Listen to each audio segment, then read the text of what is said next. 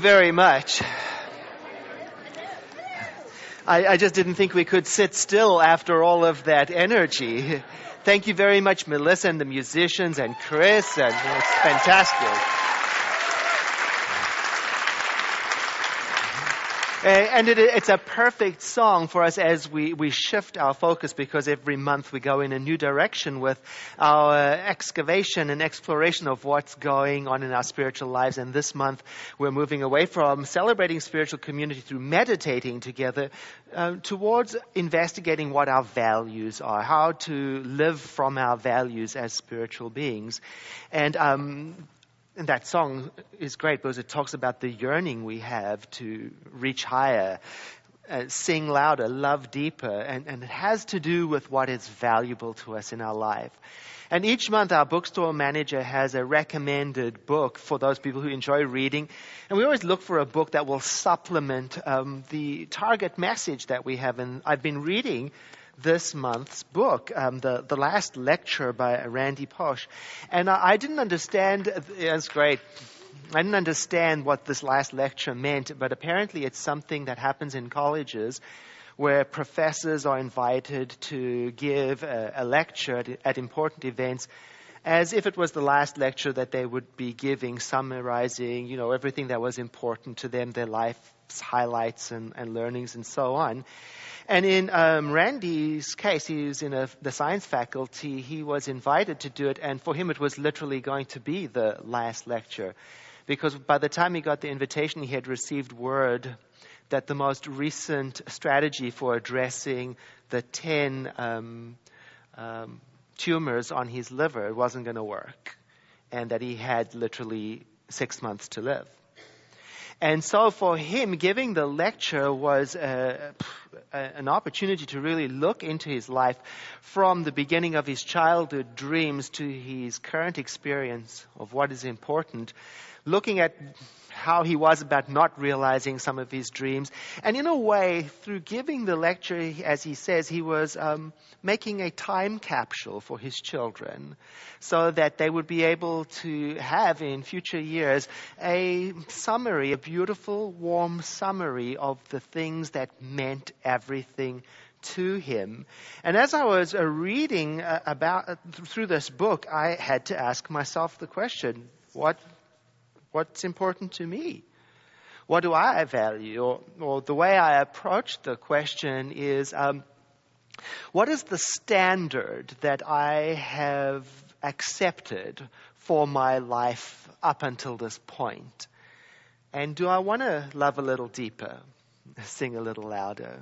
Is there something different that I want to do that would match what is important to me? I think that by the time you and I show up at a place like this, freely giving ourselves to spiritual exploration, we come with a whole collection of experiences. And I notice now that when we look at that collection of experiences, it will tell us a lot about what is important and what the standards are that we have accepted for ourselves up until this moment. We arrive here and we've got some kind of idea about what is right and what is wrong.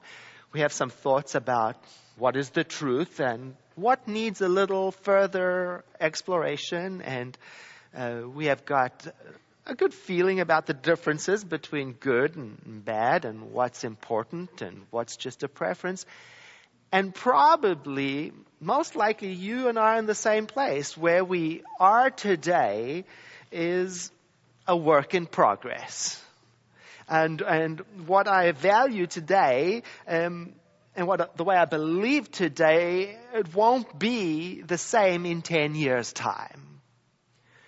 That's if you've got 10 years. It's very interesting, because sometimes I put important considerations on hold. I defer them because I think I have infinite time.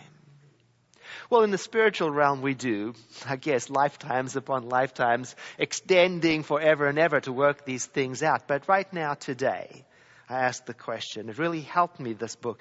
Imagine what would it be like if I received the same news, 6 months to live. Would I know what is important to me? Do I know what is important to me right now? Because what I value in life and what you value in life is important in that it establishes what you will let into your life, how you will spend your money, where you will give your time, what kind of decisions you will make, and in the end, creates out of you the person that you are. One of the things I love about being in a spiritual community like this is that over time it supports us in looking at these kind of questions, constantly picking up our attention, redirecting it inside so that we can rediscover what is important. It asks us the kind of questions that we're going to be hearing today that lead us to looking inside closely. It's like excavating to find out what is already there. And it could be that maybe you are one of those people, few people, who has already given serious thought to what your values are. And you know what you stand for. You know what you will do. And you know what you won't do. You know where the line is. You know what's important to you. And you know where you'll blur the lines for what isn't that important. You know what you prefer and you know what is absolutely certain. And if not, that's okay.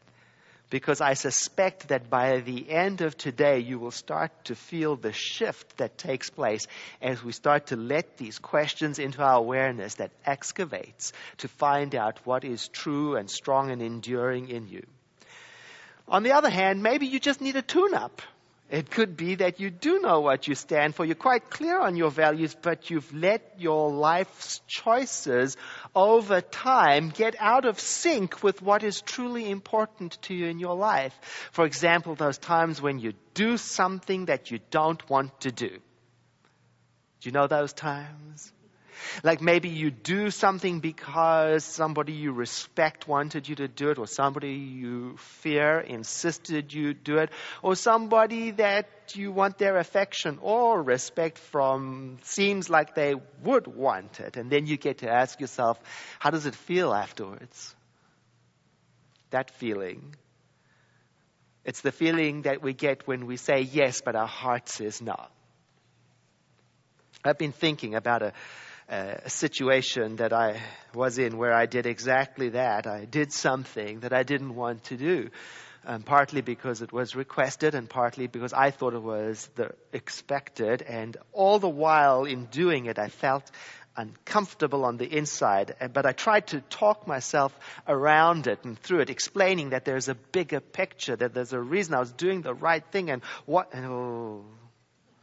And afterwards, I had that old familiar feeling that I get every time I do something that is out of sync with my values. You know that feeling? It's a feeling of being emptied, a diminishing feeling, like something powerful in me is a little less like it was before. I know it's just a feeling, but I know it. Like every time I compromise to be agreeable. What I'm really compromising is my authenticity and my freedom. It's never worked for me to compromise because of social pressure or any other kind of pressure. It's never led me to a deep sense of authentic living. So if you're in the same boat this month, it's going to be an invitation for you and for me to check ourselves out. And then to purposefully look inside and discover what is important and do I stand for that? I should say rediscover, so you can accept what is already there and live from it. And if you need additional support in doing so, you're going to love Reverend Joyce's Wednesday evening series. It started last Wednesdays, and it's a series on living American spiritual values. And this Wednesday, appropriately, it's on freedom. So you can get all kinds of support as you journey on this along with me on this topic of exploring spiritual values. Now, being clear on what I value, I've been thinking, how does it help me? Well, as I mentioned, it helps me make decisions that I can live with. The other thing that I also enjoyed so much is this article.